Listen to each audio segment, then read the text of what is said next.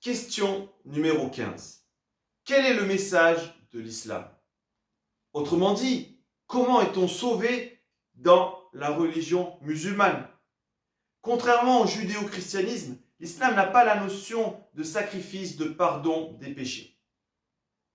D'ailleurs, l'islam ne croit pas en la crucifixion de Jésus. On peut le lire dans Sourate chapitre 4, versets 157 à 158.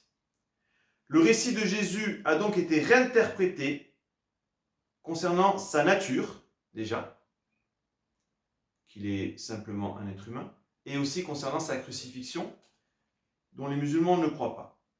C'est le cas également du récit du sacrifice du fils d'Abraham. Il est Isaac dans la Bible et il est Ismaël dans le Coran, si vous lisez Sourate chapitre 37, verset 102. Donc on voit qu'il y a une réinterprétation dans l'islam du personnage d'Abraham, qui est considéré comme le père des croyants dans le judaïsme et le christianisme, et qui est considéré aussi comme le père des croyants dans l'islam. Et Ismaël est considéré comme l'ancêtre des Arabes, même dans le judaïsme. C'est pour ça que la figure d'Ismaël est importante pour l'islam, puisque l'islam est né en Arabie. Mais nous savons qu'au temps de Mahomet, le judaïsme et le christianisme, les historiens le voient, les archéologues le voient, étaient répandus déjà dans cette péninsule, même s'il existait aussi une religion polythéiste plus ancienne. Donc pour l'islam, Ismaël c'est l'ancêtre des Arabes et donc de Mahomet. Selon l'islam, c'est Abraham et Ismaël qui ont construit la Kaaba à la Mecque. La construction de la Kaaba à la Mecque, ce sont des histoires qu'on peut retrouver dans la tradition musulmane. Mais on ne les trouve pas du tout, ces histoires, dans la Bible.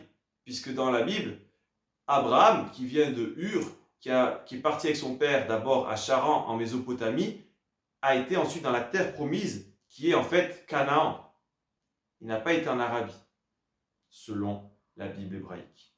Dans cet autre monothéisme, parce qu'on peut parler d'un autre monothéisme ici, le salut est acquis quand le musulman a fait plus de bonnes œuvres que de mauvaises œuvres.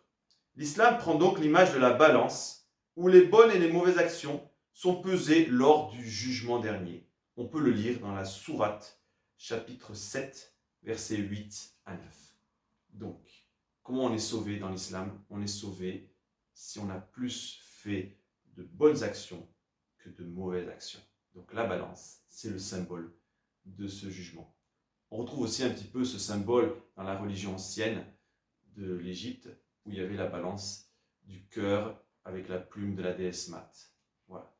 Voilà, nous avons continué justement notre étude après avoir vu quel est le message du judaïsme rabbinique, quel est le message du judaïsme messianique, soit du christianisme.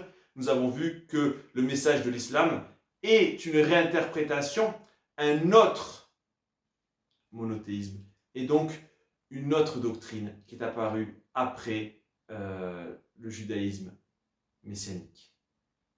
Salut!